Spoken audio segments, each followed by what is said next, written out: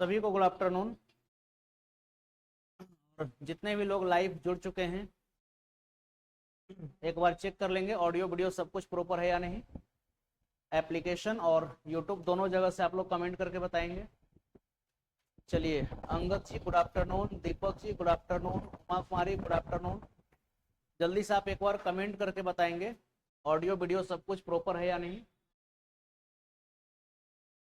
चलिए, तो ऑडियो और वीडियो दोनों प्रॉपर है तो हम लोग शुरू करते हैं अपने सेशन को। और आज जो है हम लोग इलेक्ट्रोस्टैट का क्लास 3 करने वाले हैं। पिछले क्लास में जो है हम लोग क्या क्या बात कर चुके थे, तो चार्जिंग तक का जितना कहानी था ये सारी चीज़ों को हम लोग समझ चुके थे। चलिए, तो आज जो हमारा टॉपिक होगा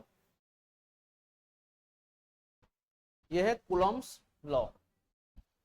तो कॉपी और पेन निकाल लीजिए और हेडिंग लगा लीजिए आप लोग, कूलॉम्स लॉ।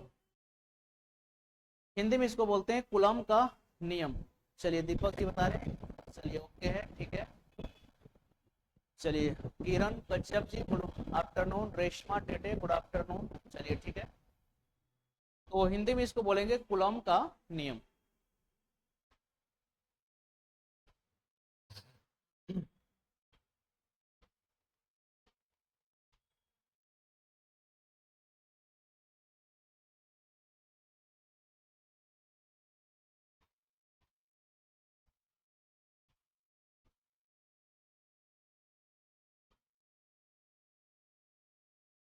चलिए, तो जिस प्रकार से ग्रेविटेशन में हम लोग पढ़े थे Newton's universal law of gravitation, तो उसी प्रकार से यहाँ पर मतलब कि चार्ज के लिए हम लोग पढ़ेंगे और इसकी सिमिलरिटी जो है ग्रेविटेशन लॉ से मिलती जुलती भी। तो आइए शुरू करते हैं हम लोग कूलम्स के लॉ को। देखिए यहाँ पर क्या लिखा हुआ है, यहाँ लिखा हुआ है Coulomb's law gives an idea about the force between 2 point charges. देखिए, कोई भी अगर 2 पॉइंट चार्ज है तो इसके बीच लगने वाली फोर्स की आइडिया हमें प्राप्त होती है कहां से? कूलम्स लॉ से। दरअसल सबसे पहली बात, ये कूलम्स लॉ आया कैसे? तो पहले न्यूटन साहब का ग्रेविटेशनल लॉ था जिसमें हम लोग पढ़े थे कि कोई भी जो दो बॉडी होता है हमेशा एक दूसरे को क्या करता है? अट्रैक्ट करता है। लेकिन बाद में रिपल्सन जैसी भी प्रॉपर्टी देखी गई, ठीक है, तब जाकर के फिर जो है आपका बना कूलम्स लॉ। तो यहाँ पर कोई भी अगर 2 पॉइंट चार्ज है हमारे पास तो इनके बीच लगने वाली फोर्स की जानकारी हमें प्राप्त होती है। आगे क्या लिखा हुआ है? By the word point charge we mean that in the physics the size of linear charge body is very small as against the distance between them. अब देखिए, यहाँ पर पॉइंट चार्ज कहने का मतलब क्या है कि किसी भी दो वस्तु को आप इतना अधिक दूरी पर रख दीजिए कि वो एक दूसरे को देखने पर कैसा लगे? एक पॉइंट की जैसा नजर आए। जैसे जब आप रात में यहां से देखते हैं तारे को, तो तारा आपको कैसा नजर आता है? पॉइंट जैसा। तो क्या रियल में तारा जो है ये पॉइंट जैसा है?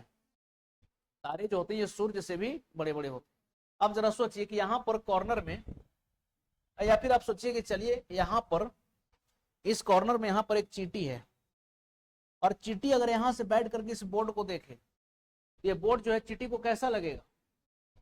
काफी विशाल लगेगा कि नहीं? तो किसी भी दो वस्तु के बीच का सेपरेशन इतना अधिक होना चाहिए कि वो एक दूसरे के रिस्पेक्ट में पॉइंट जैसी दिखनी चाहिए।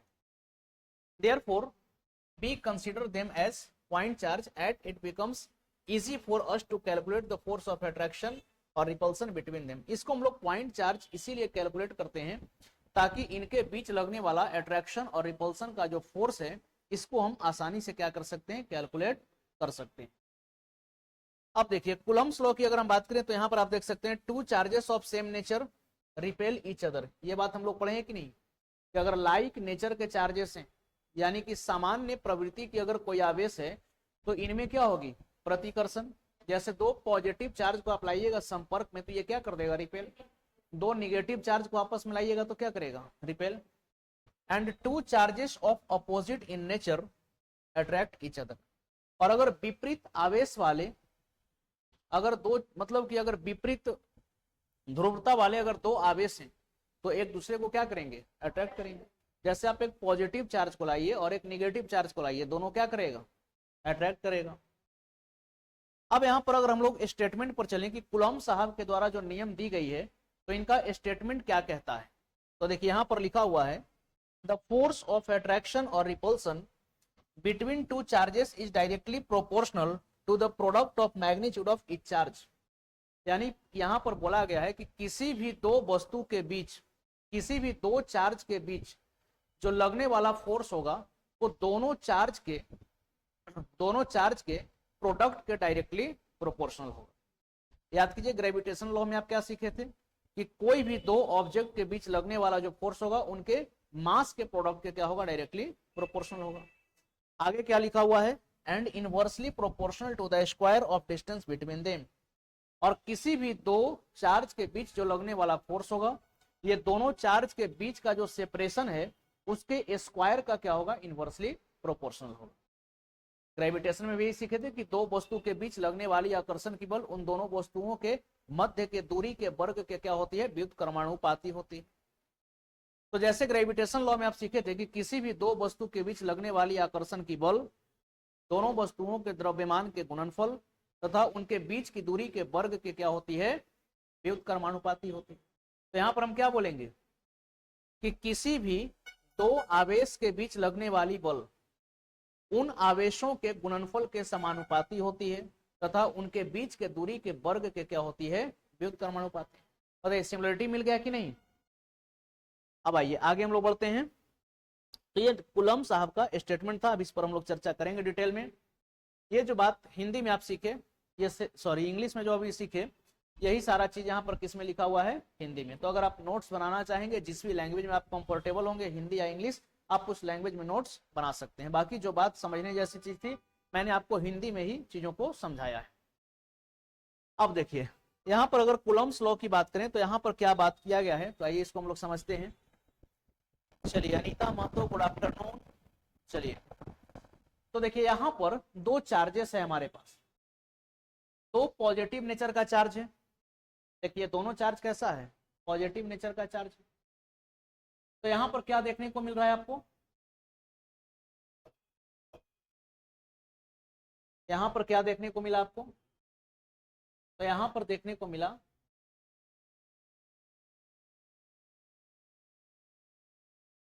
रिपल्सन, इसको हिंदी में क्या बोलेंगे, प्रतिकर्षण। यहाँ पर देखिए एक चार्ज पॉजिटिव है और दूसरा चार्ज क्या है, निगेटिव।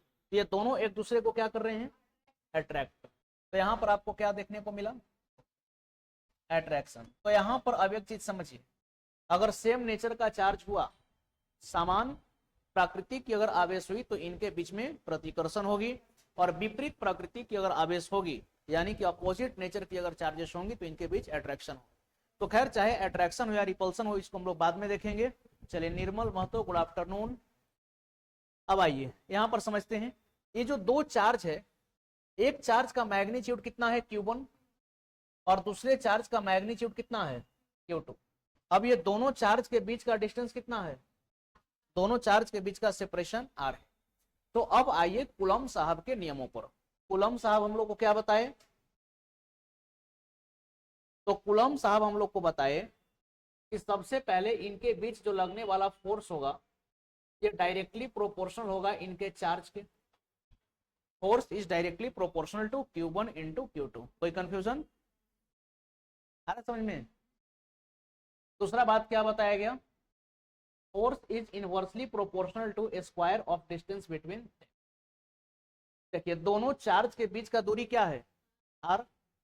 तो R के स्क्वायर के इनवर्सली प्रोपोर्शनल में होता है फोर्स। इसका मतलब समझ में आया, अगर दोनों चार्ज के बीच के दूरी को बढ़ाइएगा तो फोर्स घट जाएगा, और दो चार्ज के बीच के दूरी को घटाइएगा तो फोर्स बढ़ जाएगा। क्लियर है।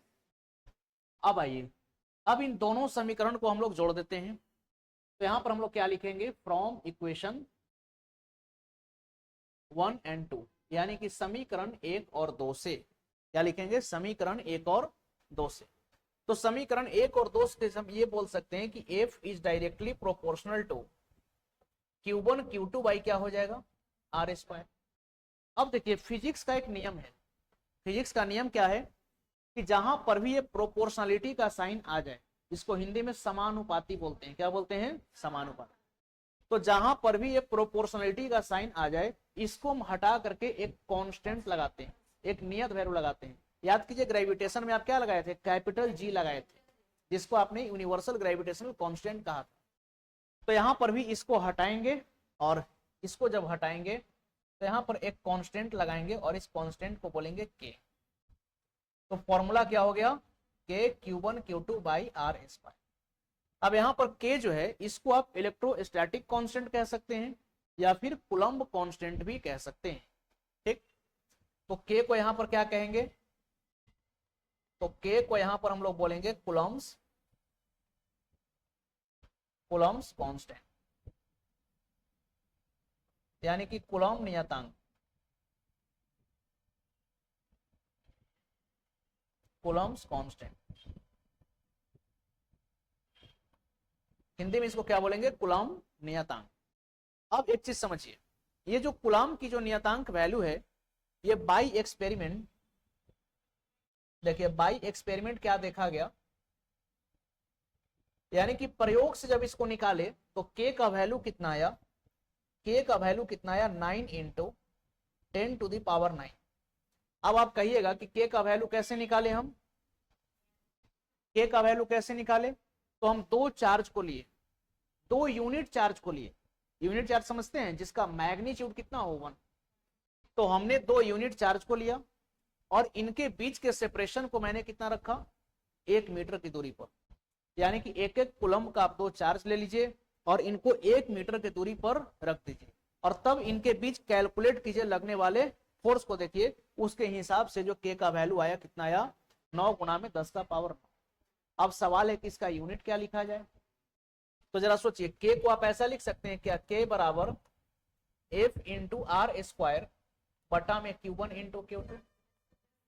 तो फोर्स के लिए क्या लिखेंगे, नहीं न्यूटन, अभी डायमेंशन का चर्चा नहीं करें, डायमेंशन बताएंगे। तो यहां पर फोर्स के लिए क्या लिखेंगे, न्यूटन, और ये आर क्या है, डिस्टेंस, तो मीटर, लेकिन स्क्वायर है तो न्यूटन मीटर स्क्वायर, और नीचे में चार्ज है तो चार्ज का मात्रक कूलम, लेकिन ये दो चार्ज है तो कूलम इंटू कूलम क्या हो जाएगा, कूलम का स्क्वायर, कूलम इंटू कूलम क्या हो जाएगा, कूलम का स्क्वायर। यहां तक क्लियर है, बताइए कोई कंफ्यूजन। अब देखिए आगे का कहानी क्या है, आगे जो है आप ऐसे लिख सकते हैं, चलिए इसको हम लोग घेर देते हैं थोड़ा सा, आप ऐसे लिखेंगे फर्दर, फर्दर का मतलब होता है बाद में, बाद में ये चीजें ज्ञात की गई कि के जो होता है, के जो होता है ये होता है 1/4 पाई एप्सिलॉन नॉट, के क्या होता है 1/4 पाई एप्सिलॉन नॉट। अब यहां पर ये जो एप्सिलॉन नॉट है इसको हम लोग क्या बोलेंगे, ये जो एप्सिलॉन नॉट आप देख रहे हैं इसको हम लोग बोलते हैं permittivity, permittivity of free space, permittivity of free space, या दूसरे शब्दों में आप इसको परमिटिविटी ऑफ वैक्यूम भी लिख सकते हैं, परमिटिविटी ऑफ वैक्यूम, यानी कि निर्वात की विद्युतशीलता, हिंदी में इसको क्या बोलेंगे, निर्वात की विद्युतशीलता। अब देखिए परमिटिविटी क्या है, परमिटिविटी क्या है, तो इसकी चर्चा हम लोग आगे करेंगे, लेकिन अभी आप सिंपल से इतना समझ लीजिए कि हम क्या देखें कि दो चार्ज को हम रखे हवा में, ठीक है, और दो चार्ज को हवा में रखे तो मान लीजिए कि दोनों चार्ज के बीच 800 न्यूटन का फोर्स लग रहा था, एक एग्जांपल के तौर पर समझिए। अब हम दोनों चार्ज को लेकर के चले गए पानी में, तो जैसे ही हवा से ले गए पानी में देखे कि फोर्स एकदम से क्या हो गया, घट गया। तो इसका मतलब ये था कि चार्ज को अगर आप अलग अलग माध्यम में ले जाइएगा तो उनके बीच लगने वाली जो फोर्स होगी ये क्या होगी, अलग अलग होगी।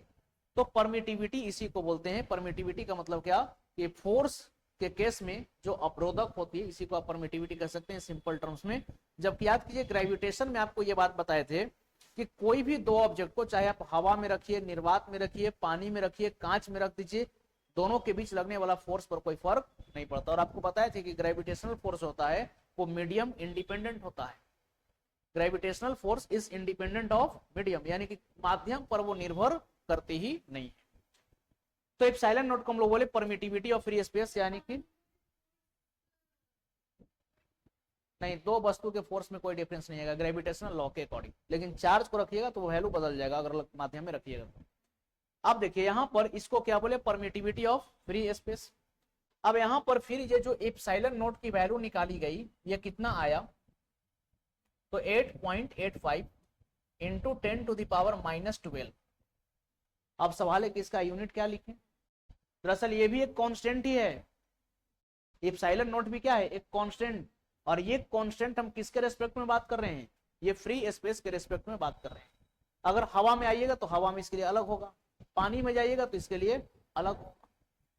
तो अब इसका यूनिट क्या लिखें, तो जरा यहां से देखिए तो ये के और एप्सिलॉन नॉट में क्या रिलेशन है, तो आप तुरंत बोलिएगा कि के और एप्सिलॉन नॉट में क्या रिलेशन है, तो आप बोलेंगे के is inversely proportional of epsilon not.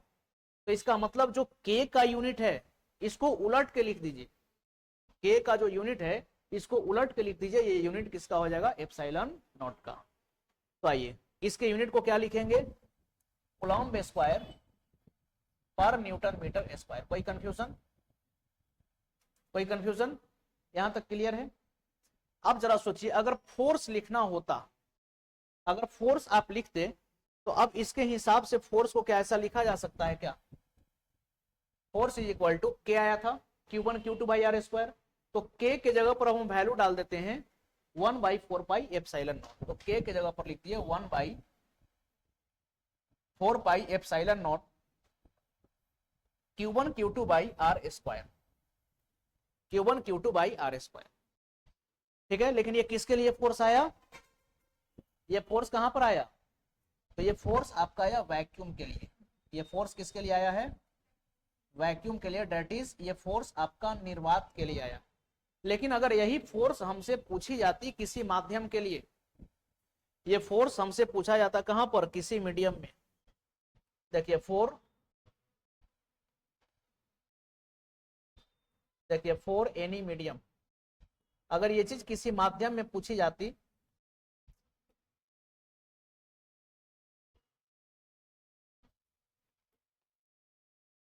चलिए यहां लिखते हैं for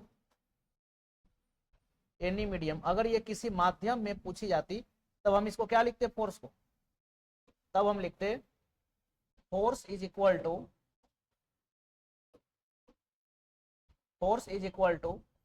1/4 pi epsilon Q1 Q2 by R square. Epsilon क्या है, तो एप्सिलॉन किसी मीडियम की परमिटिविटी हो सकती है, जबकि अगर फ्री स्पेस की हम बात करें तो फ्री स्पेस की परमिटिविटी हमेशा आपको क्या लेनी है, एप्सिलॉन नॉट। बोले यहां तक बात आया समझ में। जितने भी लोग यूट्यूब के माध्यम से या एप्लीकेशन के माध्यम से जुड़े हुए हैं, आप लोग भी फटाफट से कमेंट करके बताएंगे क्या यहां तक बात समझ में आई, क्लियर है, हाँ या ना, जल्दी से कमेंट करके आप लोग बताएंगे।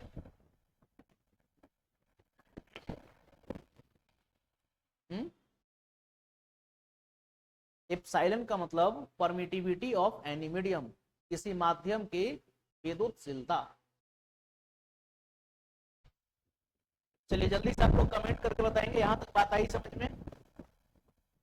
चलिए ठीक है, राहुल जी, सुषमा कुमारी, चलिए ठीक है, उमा कुमारी, यस सर, वेरी गुड। चलिए तो हम लोग पढ़ते हैं आगे। देखिए ये जो एप्सिलॉन नॉट है ये परमिटिविटी किसका है, फ्री स्पेस का, यानी कि जहां पर कुछ भी नहीं है, निर्वात। लेकिन हवा के लिए, पानी के लिए, कांच के लिए अगर कोई माध्यम में आवेश है तब इसके लिए हम क्या लिखेंगे, एप्सिलॉन। है समझ में। और ये अलग अलग मीडियम का अलग अलग होगा, ये सबके लिए फिक्स्ड नहीं हो।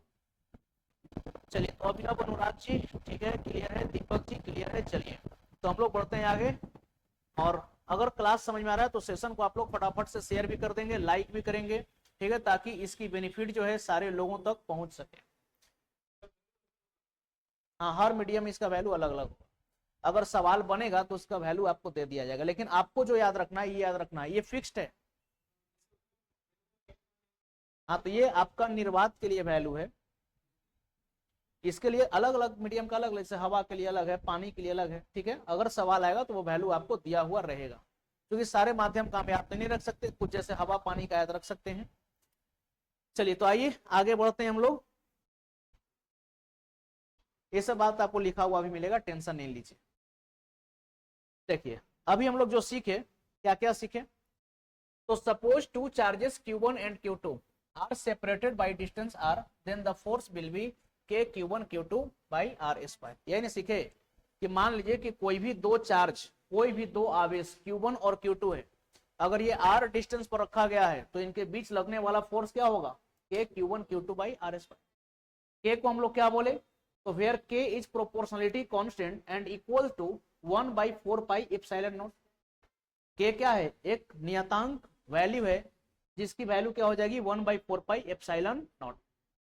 Here epsilon not is here epsilon, अच्छा ये सिंबल के बारे में बोला गया है, ये जो सिंबल इसको क्या पढ़ेंगे, एप्सिलॉन नॉट पढ़ते हैं। और ये क्या बताता है, तो it signifies the permittivity of vacuum, यानी कि निर्वात की विद्युतशीलता की जानकारी हमें देता है। The value of K comes 9 × 10⁹ newton metre square पर कूलम स्क्वायर। कैसे, तो बाई एक्सपेरिमेंट, तो यूनिट चार्ज को आप 1 मीटर के डिस्टेंस पर रखिए, इसके बीच जो लगने वाला फोर्स होगा उसको देखिए और उसके हिसाब से K का वैल्यू आप कैलकुलेट कर सकते हैं। The value of epsilon not is 8.854 × 10⁻⁻12। देखिए यहाँ पर यूनिट था न्यूटन मीटर स्क्वायर पर कूलम स्क्वायर, यहाँ पर क्या आ गया, कूलम स्क्वायर पर न्यूटन मीटर स्क्वायर। ठीक है, क्यों, क्योंकि यहाँ पर देखिएगा तो K इनवर्सली प्रोपोर्शनल होता है किसके, एप्सिलॉन नॉट के। तो फर्दर जो है फोर्स का फॉर्मूला हम क्या लिख सकते हैं, F is equal to 1/4 pi epsilon not Q1 Q2 by r square. लेकिन ये किसके रेस्पेक्ट में लिखेंगे, तो ये हम लोग लिखेंगे वैक्यूम के लिए। और यही चीज अगर आपसे पूछ लिया जाए किसी मीडियम के लिए, फॉर एनी मीडियम, तो यहां पर सिंपली क्या कर देना है, F is equal to 1/4 pi epsilon Q1 Q2 by r square. अब आइए डायमेंशन, K का डायमेंशन क्या लिखे, बीमा। ठीक है, तो इसको मिटाते हैं और देखिए K का अगर आपको डायमेंशन लिखना है तो आप K के यूनिट को पकड़ लीजिए। डायमेंशन लिखने के लिए हमें क्या चाहिए, यूनिट चाहिए। तो देखिए K का यूनिट क्या है, न्यूटन मीटर स्क्वायर पर कूलम स्क्वायर। K का यूनिट क्या है, न्यूटन मीटर स्क्वायर पर कूलम स्क्वायर। चलिए देखिए, जितना बात आपको बताया सारा बात ये सब PDF में लिखा हुआ है, आप वहां से आप इसका नोट्स बना सकते हैं। बाकी देखिए पढ़ने का सही तरीका ये होता है कि आप कॉपी पेन साथ में भी लेकर के बैठिए। और जैसे मान लीजिए कि कई बार होता क्या है कि कुछ बात हम लोग ऐसा भी कर लेते हैं कि जो कि लिखते नहीं है, तो क्लास में तो समझ में आ जाता है लेकिन बाद में वो निकल जाता है। तो ऐसे चीजों को जो है आप क्या करेंगे, साइड में कॉपी में लिखते हुए चलेंगे। जैसे हम देखें, जैसे PGT का जब बैच पढ़ाया तो उसमें बहुत से लोग थे। ठीक है, जैसे आलोक जी हो गए, प्रभास जी हो गए, किशोर जी हो गए, मतलब बहुत सारे लोग थे गर्ल्स सेक्शन में भी। तो इन लोग का हम देखते थे और इसी बेंच पर बैठते थे। ठीक है ना, यही सब जगह था उन लोग का। तो जब बैठते थे तो साइड में वो लोग लिखते चलते थे, एक रफ कॉपी लेकर के आते थे क्लास में।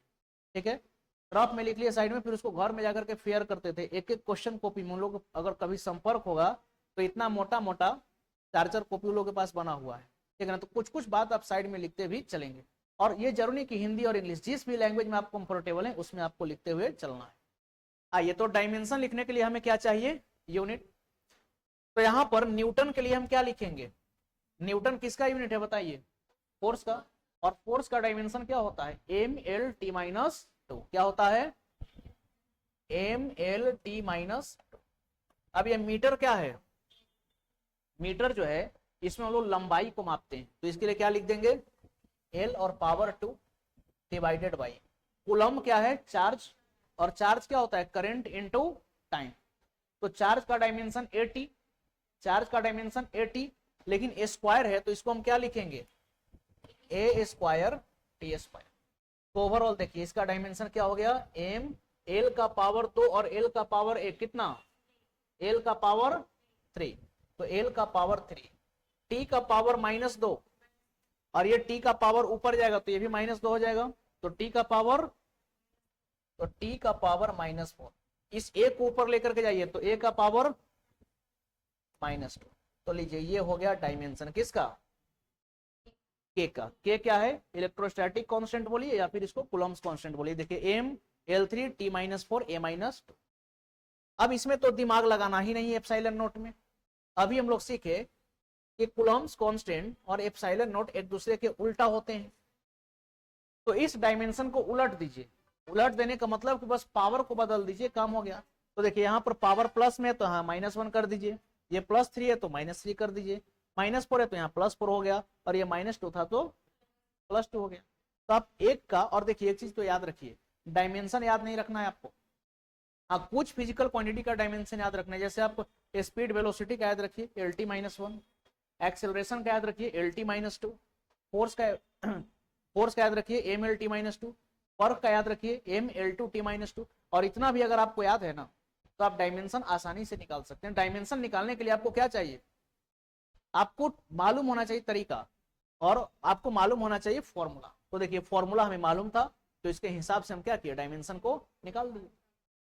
चलिए, तो उम्मीद करते हैं कि यहाँ तक आपको जो है चीजें समझ में आई होंगी। आगे बढ़ते हैं। ये चीज आपका हिंदी में है, ठीक है, आगे आ जाइए, क्योंकि एक जगह जो है ना हिंदी इंग्लिश लिखने में फिर ये गिच पिच हो जाता, आपको क्लियर नहीं दिखता, इसीलिए जो इसको सेपरेट कर दिए हैं। बाकी PDF जो है आपको व्हाट्सएप ग्रुप के माध्यम से अवेलेबल हो जाएगा। अब आइए, देखिए बार बार या शुरुआत में ही आपको हम कूलम्ब्स लॉ को रिलेट कर रहे थे, किससे, ग्रेविटेशनल लॉ से। कूलम्ब्स लॉ को हम किससे रिलेट कर रहे थे, ग्रेविटेशनल लॉ से। तो देखिए यहाँ पर कुछ सिमिलरिटीज और कुछ डिफरेंसेस को आपको समझना है। तो यहाँ पर है similarity between electrostatic and gravitational force, यानी कि इलेक्ट्रोस्टैटिक फोर्स और ग्रेविटेशनल फोर्स में क्या क्या समानताएं हैं। तो सबसे पहला, बोथ एक्ट इन वैक्यूम, यानी कि दोनों निर्वात में कार्यरत होते हैं, यानी कि वैक्यूम में दोनों एक्ट कर सकते हैं। नेक्स्ट क्या है, बोथ आर सेंट्रल। सेंट्रल का मतलब दोनों ऑब्जेक्ट के बीच का जो डिस्टेंस आप लेंगे, ये कहां से लेंगे, सेंटर से लेंगे। ये सेंटर से सेंटर एक्ट करने वाला फोर्स होता है, इसलिए इसको हम क्या बोलेंगे, central force. And conservative force, बताइए ग्रेविटेशन में आपको कंजर्वेटिव फोर्स बताए थे। कंजर्वेटिव फोर्स किसको बोलते हैं, अगर किसी फोर्स के द्वारा जो वर्क डन है, अगर वो पाथ इंडिपेंडेंट है, अगर किसी बल के द्वारा की गई कार्य रास्ते पर निर्भर नहीं करती हो, तो वो होता है आपका संरक्षी बल, या फिर आप इसको रूढ़िवादी बल बोल सकते हैं, कंजर्वेटिव फोर्स बोलेंगे। लेकिन अगर किसी बल के द्वारा किया गया कार्य रास्ते पर डिपेंड कर जाए, तब इसको हम क्या बोलेंगे, नॉन कंजर्वेटिव फोर्स। याद कीजिए, एक बार आपको एक एग्जांपल दिए थे कि एक ऑब्जेक्ट को हम उठा करके सीधा लेके आ गए थे ऊपर, तो कितना वर्क डन हुआ था, mgh। और उसी ऑब्जेक्ट को उठा करके ऐसे लाए थे, फिर आगे ले गए, फिर ऊपर ले गए, फिर ऐसे घुमा करके लाए थे, तो भी वर्क कितना आया था, mgh। ग्रेविटेशन में ये बात बताए थे। तो गुरुत्वाकर्षण बल के द्वारा जो की गई कार्य होती है, रास्ते पर निर्भर नहीं करती।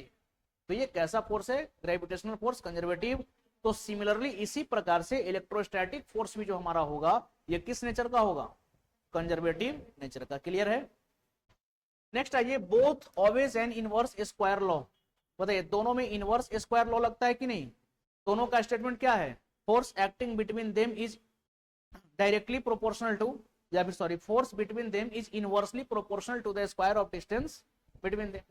यानी किसी भी दो वस्तु के बीच जो लगने वाली बल होती है, ये दोनों वस्तुओं के बीच के दूरी के वर्ग के क्या होती है, व्युत्क्रमानुपाती होती है। ये दोनों किसको फॉलो करते हैं, इनवर्स स्क्वायर लॉ को फॉलो करते हैं। ठीक, नेक्स्ट आ जाइए, अब डिफरेंस पर बात करते हैं। Difference between electrostatic and gravitational force, यानी कि स्थिर वैद्युत बल और गुरुत्वाकर्षण बल में क्या अंतर है। ये तो आप समानता को देखिए, अब दोनों के बीच कुछ डिफरेंस भी होगा, तो अंतर क्या है। तो सबसे पहले देखिए, electrostatic force are much greater than gravitational force. देखिए ग्रेविटेशनल फोर्स जब आप पढ़ रहे थे, तो बार बार आपको बता रहे थे कि एक बिग फोर्स है। कैसा फोर्स है, बिग फोर्स है। लेकिन याद रखिएगा, इलेक्ट्रोस्टैटिक फोर्स जो हमारा है, ये बहुत ही स्ट्रॉन्ग फोर्स भी होता है। और किसी एटम का जो न्यूक्लियस होता है, उसमें प्रोटॉन्स के बीच में कौन सी फोर्स लगती है, या प्रोटॉन और न्यूट्रॉन के बीच में कौन सी फोर्स लगती है, इलेक्ट्रोस्टैटिक फोर्स। ठीक है, तो न्यूक्लियर फोर्स भी आपका इलेक्ट्रोस्टैटिक फोर्स का ही एग्जांपल है।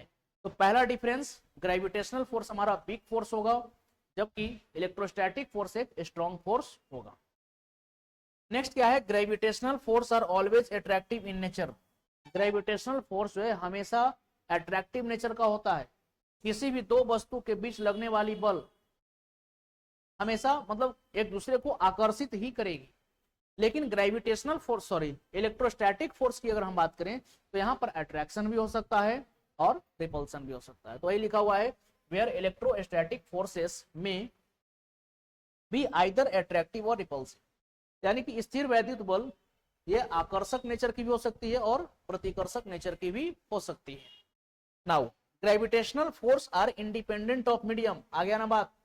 गुरुत्वाकर्षण बल जो होगा आपका ये माध्यम पर डिपेंड नहीं करेगा, चाहे आप इसको निर्वात में किसी दो वस्तु को रख दीजिए या किसी दो वस्तु को हवा में रखिए या किसी दो वस्तु को पानी में लेकर के चले जाइए, उनके बीच लगने वाला फोर्स प्रभावित नहीं होगा।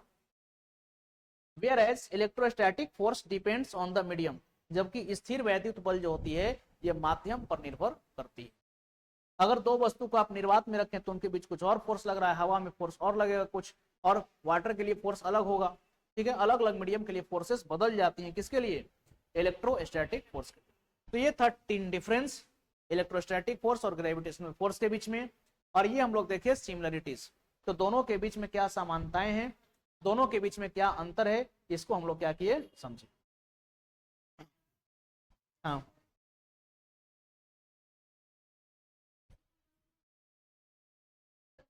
हाँ, जल्दी नीचे गिर जाता है, इसीलिए गिर जाता है।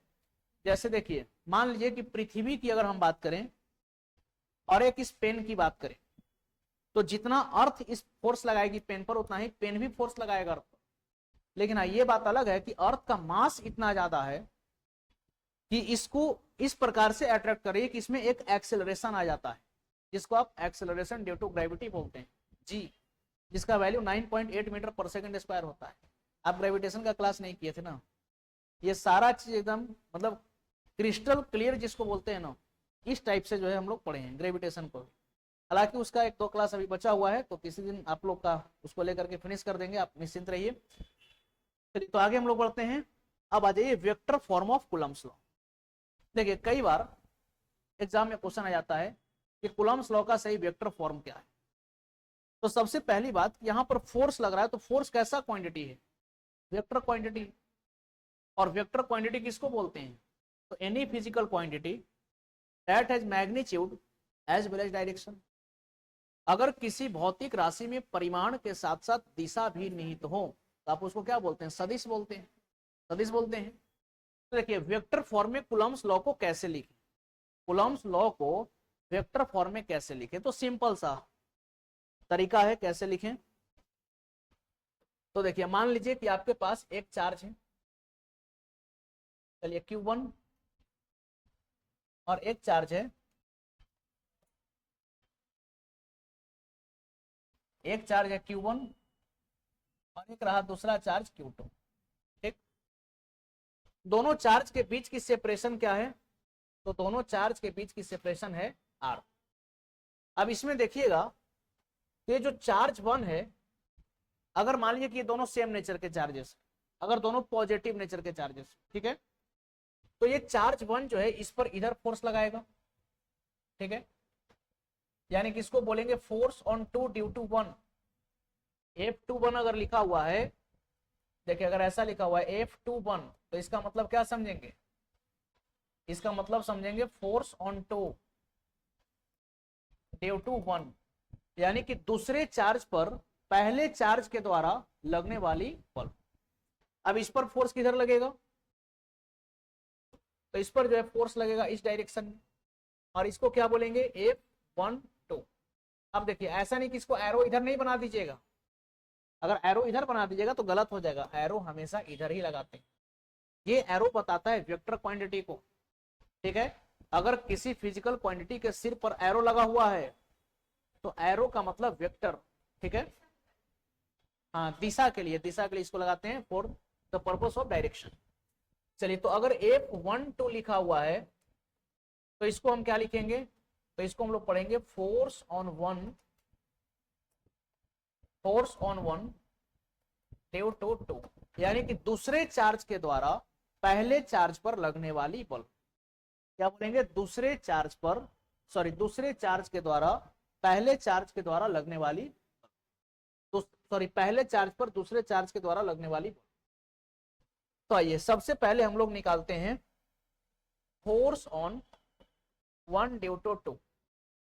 Force on one due to two, तो आप क्या लिखेंगे, के Q1 Q2 by R square. अब यहां पर आर क्या लेंगे, पोजीशन वेक्टर लेंगे, ठीक है। आर का मतलब यहां पर पोजीशन वेक्टर, देखिए यहां पर ये जो आर है, तो आप इसको ही नहीं बोलेंगे कि आर का स्क्वायर करेंगे, ठीक है। तो आर को यहां पर देखिए, यहां पर मैग्नीट्यूड का बात करते हैं अभी, या भी चलिए डायरेक्शन लगाएंगे, तो आर स्क्वायर लिखेंगे। लेकिन लेकिन वेक्टर का मतलब क्या होता है कि मैग्नीट्यूड के साथ साथ डायरेक्शन भी हो, तो डायरेक्शन बतलाने के लिए हम जो है इसको यूनिट वेक्टर से गुणा कर देंगे, तो आर का यूनिट वेक्टर क्या हो जाएगा, आर कैप। अब देखिए आप लोग पढ़े हैं कि जैसे कोई वेक्टर ए है, अगर इसका यूनिट वेक्टर निकालना है तो इसके सिर पर एक कैप लगा दीजिए, इसको क्या पढ़ते हैं, यूनिट वेक्टर ऑफ ए।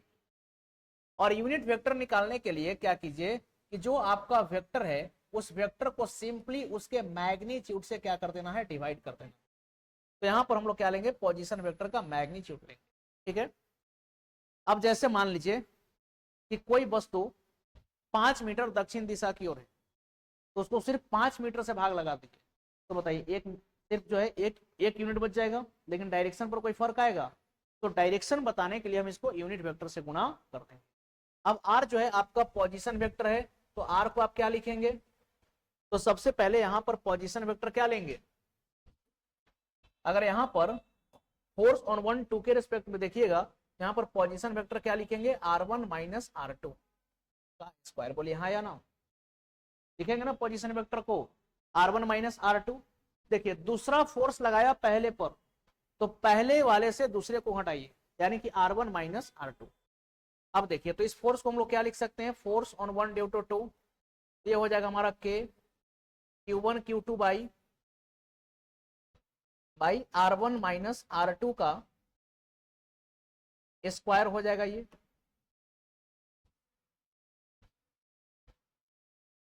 ठीक है। और इनटू इस यूनिट वेक्टर को कैसे लिखेंगे, तो ये जो पोजीशन वेक्टर है आपका R1 माइनस R2, ठीक है, और डिवाइडेड बाई इसका मैग्नीट्यूड,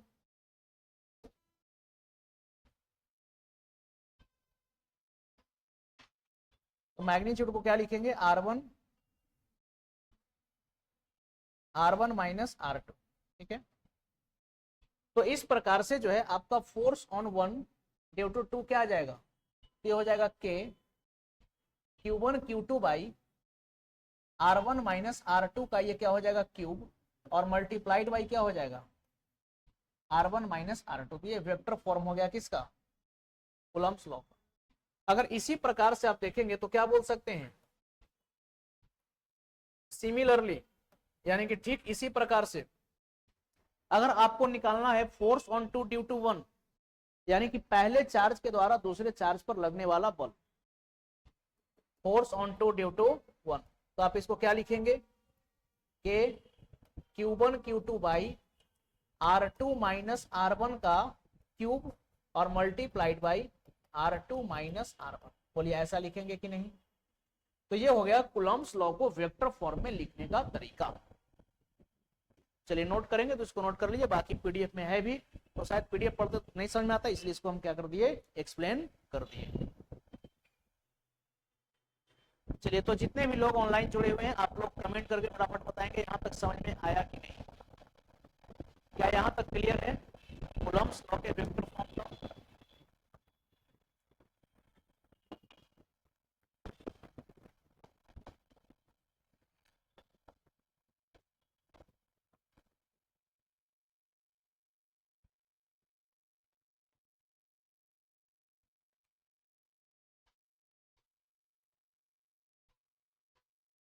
चलिए ठीक है, वेरी गुड।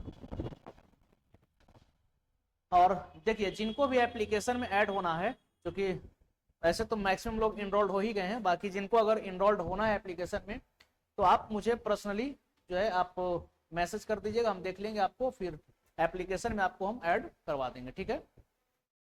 चलिए बिल्कुल क्लियर है, चलिए तो आगे बढ़ते हैं हम लोग।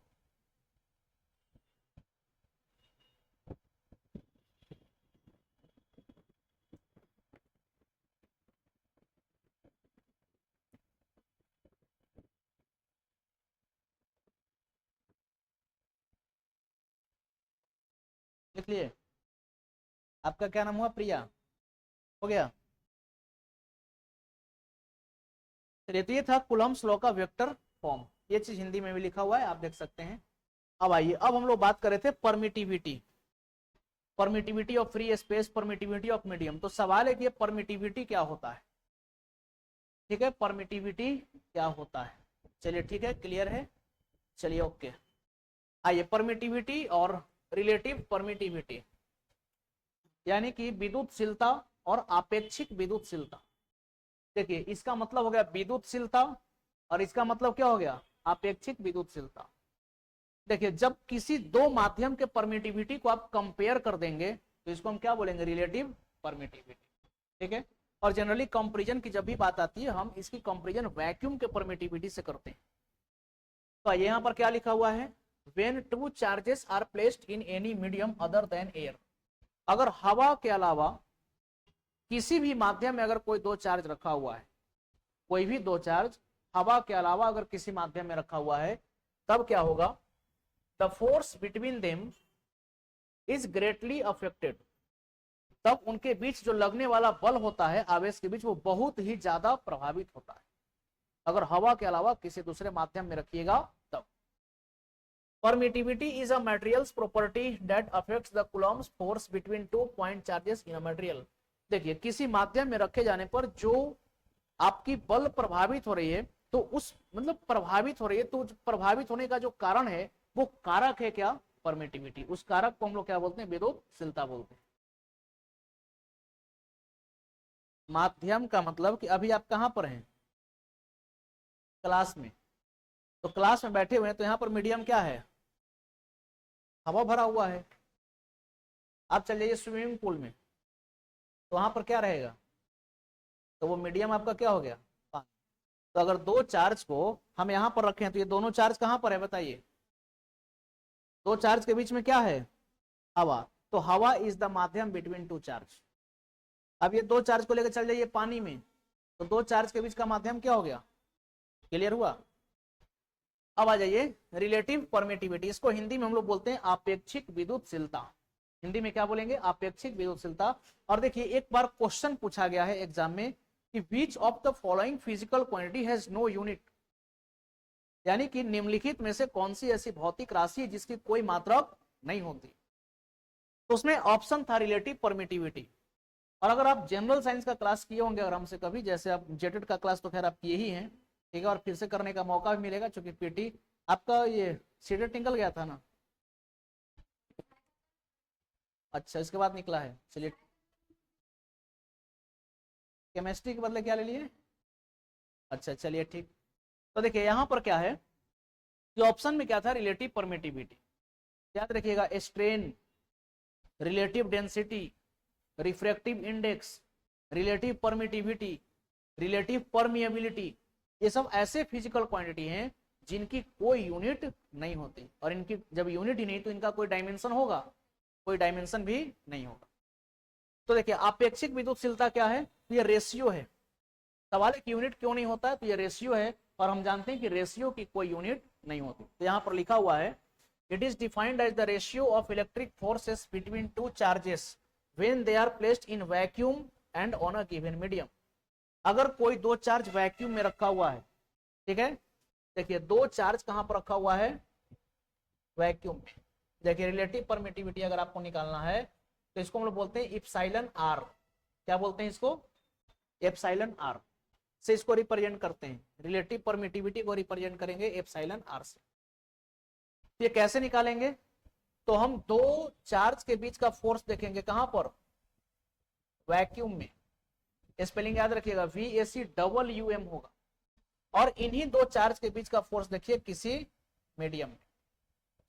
तो देखिए, जो आपका फोर्स होगा वैक्यूम में, ये क्या होगा?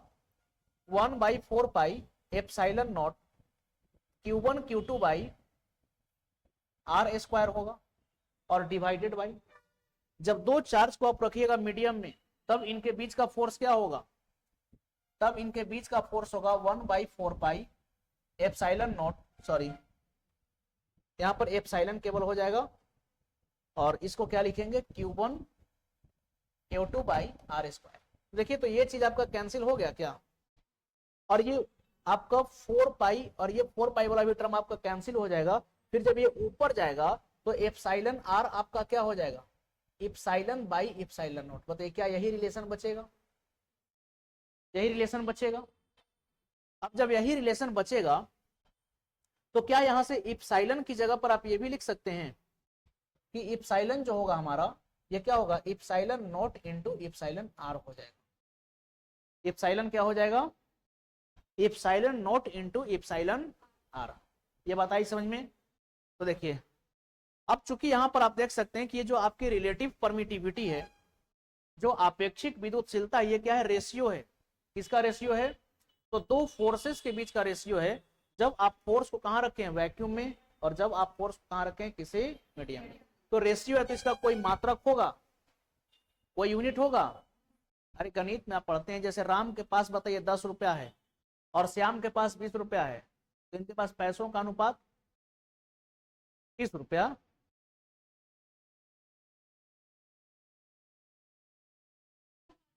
1:2। ये रुपया कहाँ चला गया, खत्म हो गया, कट गया। क्यों कट गया, चूंकि आप रेशियो निकाले। तो रेशियो क्या होता है, दो सेम फिजिकल क्वांटिटी के बीच का कॉम्परिजन। तो यहां पर देखिए दो फोर्स के बीच का ये क्या है, रेशियो है, और रेशियो की कोई मात्रक नहीं होती। इसीलिए अगर हमसे कोई पूछे रिलेटिव परमिटिविटी का यूनिट बताइए, याद रखिएगा relative permittivity has no any unit, इसकी कोई मात्रक नहीं होती। और जब इसका मात्रक ही नहीं तो इसका बीमा होगा, जब मात्रक नहीं है तो इसका बीमा होगा, जब यूनिट ही नहीं है तो इसका डायमेंशन होगा नहीं। याद रखिएगा it is unit less and dimension less constant, यानी कि ना तो इसकी कोई यूनिट होगी और ना ही इसकी क्या होगी, डायमेंशन। अब देखिए अगर हवा की अगर हम बात करें और एयर, अगर हवा की अगर हम बात करें तो हवा के लिए क्या होगा, रिलेटिव परमिटिविटी ये 1.006 होता है। ये 1 पॉइंट क्या होता है, 0006 होगा, जिसको करीब करीब आप कितना मान सकते हैं, 1 मान सकते हैं। तो अगर कोई दो ऑब्जेक्ट एयर में रखा हुआ है तो इनके बीच का जो रिलेटिव परमिटिविटी होगा हम क्या मानेंगे, 1 मान सकते हैं। अगर यही पानी की अगर हम बात करें फॉर वाटर, तो वाटर के लिए कितना होगा, 80, कोई यूनिट नहीं। क्लियर है। बाकी अगर इसके अलावा कोई और माध्यम आता है, सवाल अगर देता है, तो उसकी परमिटिविटी आपको दी जाएगी। अब यहां से एक चीज समझिए, अगर आप इसको नोट करना चाहते हैं तो नोट कर लेंगे। चलिए बाकी आप लोग बताइएगा एक बार कमेंट करके, यहां तक क्लियर है या नहीं।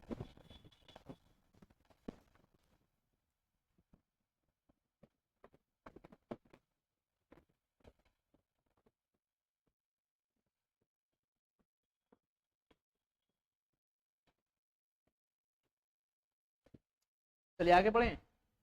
अच्छा यहां से एक रिलेशन आप क्या सीखे कि इप्सिलॉन क्या होगा, epsilon not into epsilon R. अब एक चीज समझिए, देखिए अगर कोई दो चार्ज किसी मीडियम में रखा हुआ है तो इनके बीच जो लगने वाला फोर्स होगा, आप इसको क्या लिखेंगे, force is equal to 1/4 pi epsilon Q1 Q2 by R square लिखेंगे। ऐसा लिखेंगे कि नहीं। अब जरा सोचिए, अभी हम लोग सीखे कि इप्सिलॉन क्या होता है, तो epsilon not into epsilon R, ऐसा होता है कि नहीं। तो क्या आप इस फोर्स को ऐसा लिख सकते हैं, 1/4 पाई, और इप्सिलॉन की जगह पर लिख दिए epsilon not into epsilon R, और इधर क्या हो जाएगा, Q1 Q2 by R square. आप जरा गौर से देखिए, ये जो आपका टर्म आया F is equal to 1/4 pi epsilon not Q1 Q2 by R square, ये वैल्यू हम कब लिखते हैं, जब दो चार्ज कहां पर हो, वैक्यूम में हो। जब दो चार्ज कहां पर हो, वैक्यूम में। तो क्या इस रिजल्ट को हम ऐसा भी लिख सकते हैं, क्या इस रिजल्ट को हम ऐसा भी लिख सकते हैं, क्या इस रिजल्ट को हम ऐसा भी लिख सकते हैं कि ये जो है हमारा force in vacuum, force in vacuum divided by क्या हो जाएगा, एप्सिलॉन आर। यानी कि आप वैक्यूम में फोर्स देख लीजिए और इसको रिलेटिव परमिटिविटी से क्या कर दीजिए, डिवाइड कर दीजिए। यहां तक बात है समझ में। चलिए तो इसको आप कर लेंगे नोट, कर रहे हैं, एक सेकेंड।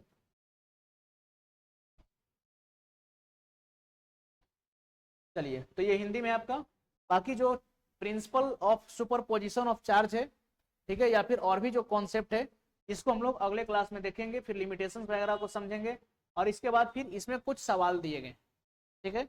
तो ये जो सवाल आपको दिए गए हैं, आप होमवर्क में सवाल को ट्राई करके आइएगा, जितना क्वेश्चन बन पाएगा बनाइएगा, बाकी सवालों की चर्चा हम लोग करेंगे अगले क्लास में। चलिए तो आप इसको कर लेंगे नोट, और फिर हम लोग मिलते हैं अगले क्लास में। Thank you to all of you.